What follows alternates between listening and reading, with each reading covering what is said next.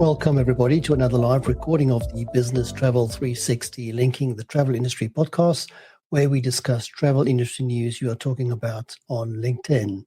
My name is Rian, and I'm one of your hosts today. I'm a co-founder at Agentivity, where we ensure TMCs operate as efficiently as possible. If that sounds of interest, do get in touch. As usual, I'm joined by Ash and Anne to help me discuss a list of stories with you. Over to you, Anne. Welcome, everyone. I'm Anne. I'm an independent consultant with LeapShift and happy to help you with anything related to distribution, one order, NDC, etc. Over to you, Ash. Thanks, Anne. Hi, everyone. My name is Ash. I'm the host of a weekly business travel podcast called What's Up in Business Travel, where we give you only the important updates in under 15 minutes. Additionally, I'm the Vice President of Client Success at Traxo, and this is linking the travel industry.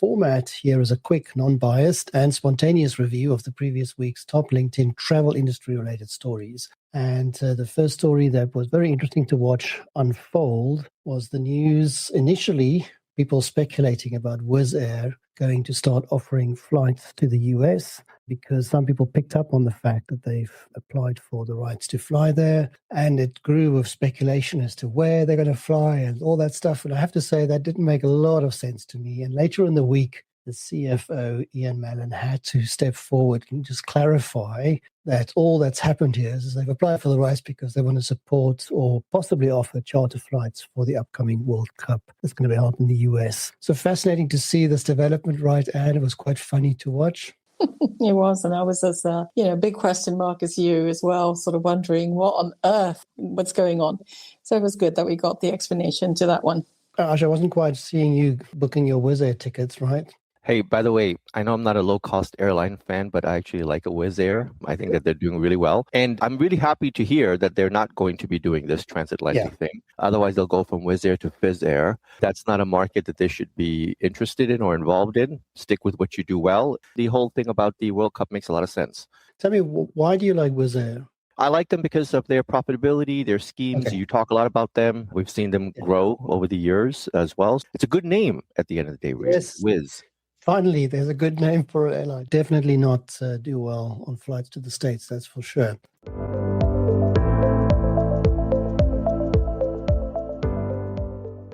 We have some acquisition news. Just a story I want to cover. There was news about the Spanish OTA Destinia, and they've acquired NetFlights and Travel Republic, both from Donata. The interesting part of the story is that Destinia is actually a much smaller company than the other two that they've acquired. And I just liked the post that Rafat Ali did about this, where he dived into a bit more detail behind this and how this came to happen, because Destinia was a fairly small and unknown operator. And, there they've gone and acquired two very larger brands. So that was just a nice post that I spotted. Another positive story, which I really like, is the news that Emirates have said they plan to hire at least 20,000 new staff within the next 5 years. So that's just over and above, 20,000 additional. But Ash, this is the kind of stuff we want to see, right? This is great growth, quite clearly. This is really, really good growth, and I'm really impressed with these numbers. I think it's extraordinary. I wonder sometimes, Rian and Anne, is there a tipping point for an airline, right? Is there a point in which you're so good, and then you don't become as good anymore? Let me tell you, I used to fly a lot on their probably most direct competitor, Qatar, quite a lot. And recently I traveled on the Qatar, machine, if you want, operating through Dubai and all the way through and multiple connections, etc. And whilst the online booking experience was an absolute disaster, the actual during trip and how everything is connected worked so well for me. I could tell that the staff were exceptionally professionally trained, just with how they engaged with me and with each other about my booking. I made some changes during my trip, which of course nobody likes, but they just dealt with it. And I could see that everybody was aware of these changes, even the cabin crew. If they can manage to do this at that size, then they must be doing something right. But Anne, a quick comment from you on this? How much more growth can we see in this region? Are they literally going to become the hub for everything globally? That's my only question mark. The flights are full. I mean, I was traveling to South Africa and they are already doing 4 flights a day to Johannesburg and 2 a day to Cape Town. They've added a third to Cape Town, and every single flight is full. I mean, one of those 4 flights to Joburg is an A380. It was just extraordinary. And somebody is telling me that the flights are full first in the premium cabins and then in the economy cabins. And so that should tell you something about the product. I mean, the product, of course, is very good. It should also tell you that people would rather fly in front of the plane, which is my long belief for a long time. All you got to do is get the price point. Of course, people would rather fly in the front of the plane, Harsh. Of course they would. Well, the way we talk about things in travel, right? I mean, when we talk about managed travel, we talk about lowest fare all the time. No. And it seems to be that that's the focus. So I bring it up for the reason. Really cool thing about all of this is that their focus of these 20,000 are based on operational roles. So they're talking about cabin crew, pilots, they're talking about airport staff, which is quite impressive, right? This is not just a let's hire a whole bunch of corporate jobs and have them manage the spreadsheets. This is a let's get people in front of our customers. This is going to be quite fascinating to watch.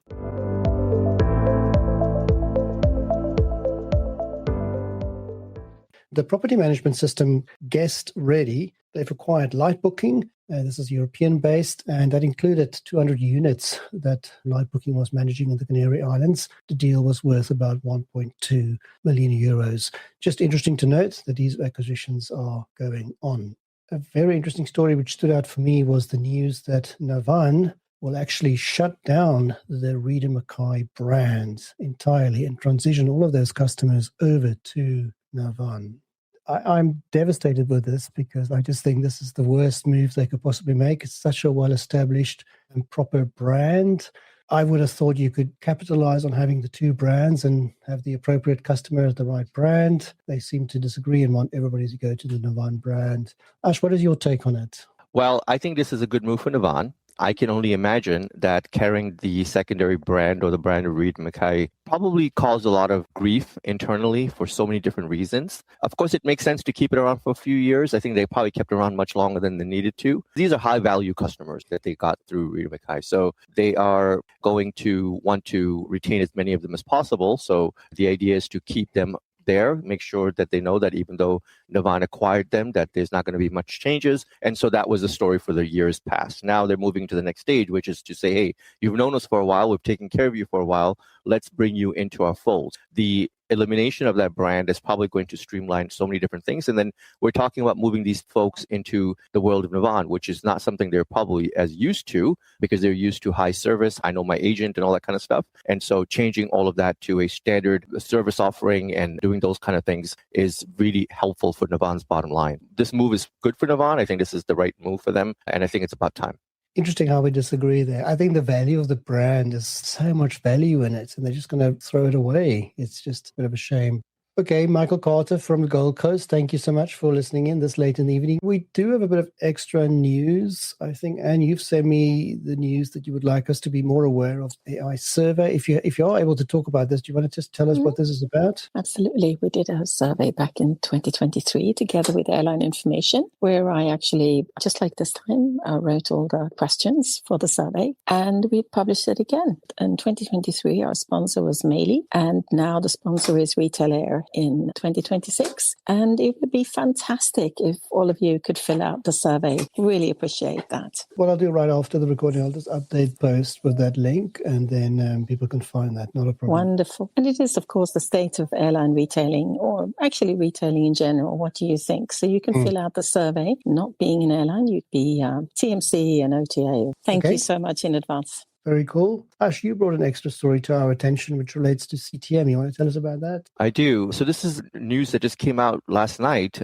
and that is that the CEO of CTM, due to pressure, and the pressure, of course, related to the whole accounting crisis that we've discussed on the show before, is now on his way out. And he's being replaced by a new person. Her name is Anna Peterson, and she'll be taking over as interim CEO while they figure out the long term. This entire accounting thing is a disaster at CTM. I guess it went all the way to the top. This is shocking. I don't know if CTM is going to make it through this crisis. No, I agree. This is hitting them very hard. Doesn't look great at all. So. And as an industry, Rian, it's surprising to me that we are not talking about the why.